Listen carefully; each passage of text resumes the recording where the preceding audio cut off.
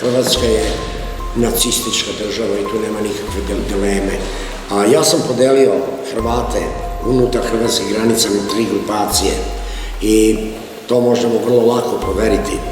Imate jednu grupaciju, to su ustaški nacisti koji mrze sve što je srpsko.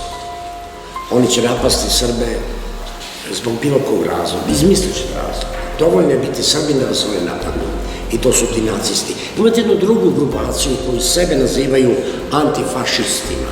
U stvari, to je lažno predstavljanje, to su antisrbi i oni jako dobro sarađuju sa nacistima kad je u pitanju borba protiv Srba u Hrvatskoj. I imate treću grupaciju, to je najveća grupacija i najveći krivac za to što se dešava Srbima. Ja jedini naziv koji mogu za njih da dam, i verujte, ne psujem, nemojte me zameriti što ću ovo reći, to su kukavičke pizde.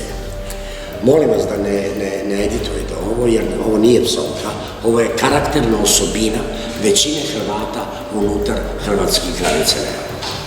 I ti su najveći krivci za ono što se dešava Srbima, jer nacisti ne crpe svoju snagu i svoje ideologije, već iz prećutnog odobravanja ogromne većine.